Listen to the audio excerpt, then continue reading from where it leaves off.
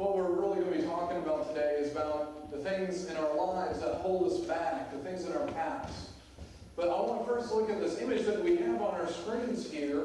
If you turn your attention to, we have the classic haunted house. Now, many of us grew up, or we're still growing up, because I see our youth are here. Seeing good scary films, horror films of our childhood. So many of them revolve around the presence of a haunted house filled with ghosts and demons and all those kind of things. And when we really look at these haunted houses, because I mean, we can look around Henderson and there's some of these older houses that are just beat down, destroyed on the outside, probably just as bad on the inside. And we think about the condition these houses are in.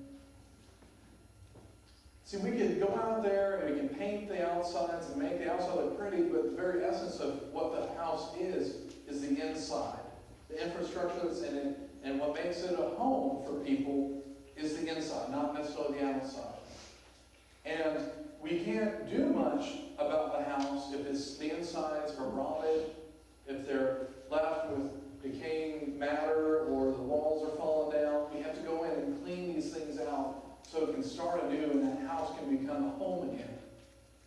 Now, I want you all to hold on to that image as we start talking about the scripture for today, because you're going to start seeing some parallels with what I'm talking about. Now, in this text that we have, we see Jesus coming with his disciples into the temple. And Jesus gets very upset, makes some pretty strong accusations about how the temple is being turned into a house of robbers, a house of thieves. And this is pretty shocking to a lot of people. But if we're going to understand what Jesus is saying, we've got to understand how the temple was set up. Now, the temple was set up in multiple courts, each getting bigger and bigger and bigger. The most inner part of the temple was called the Holy of Holies.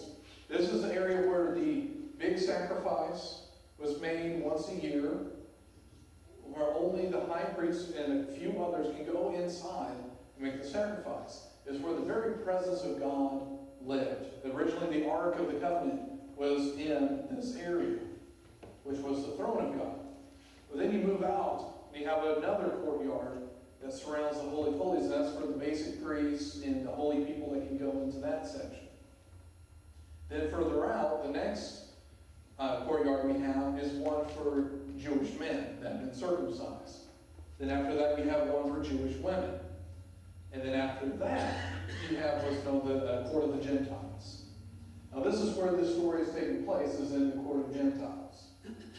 And what is going on here is sometimes a little controversial between biblical scholars of what's going on and why is it such a big deal. But here's the picture that you need to understand, is that in this courtyard is where they took care of all this business. And not that this business was a bad thing, because it was needed.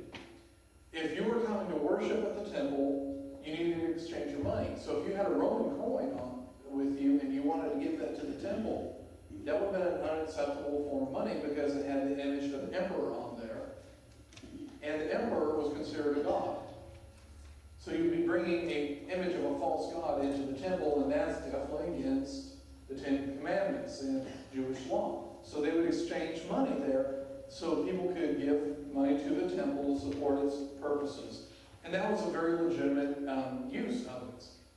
And also there was people who had doves and sheep and other animals that could be used for sacrifice.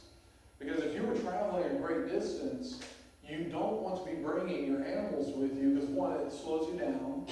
Two, the requirement of the animals is that they have to be perfect to be sacrificed. So if you were bringing your animals and they maybe fell down a little bit of a crack or something and broke body parts or got sick on the way, they can no longer be used for sacrifice. So these people offered a service to help people within their worship, which in and itself is not a bad thing. But the problem came to be is they're here in this temple within the walls of the court of the Gentiles. The reason this whole court existed is so people who weren't Jewish could still come and worship the God of the Hebrews. But when you have all this business going on, when you have the clinking and clanking of money and exchange, and sometimes you'd be negotiating and bargaining for cheaper prices on animals, all this business, all these animals making sounds, prevent people from experiencing God.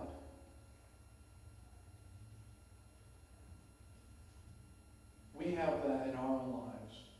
Today I'm calling them ghosts, but you can call it whatever you want. There are things that prevent us from experiencing God. For some of us, maybe it's an old relationship.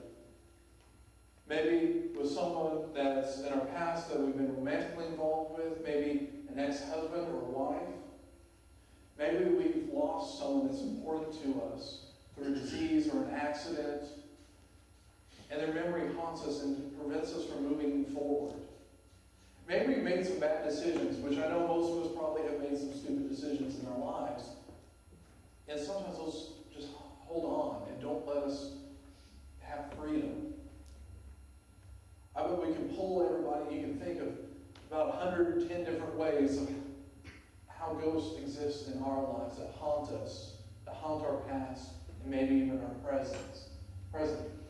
We have to get rid of these things, and I want to kind of give you some tips and just some ways to help yourselves, because I want to be practical on this, because this is a problem that most of us deal with at some point in our lives, where we know someone is dealing with these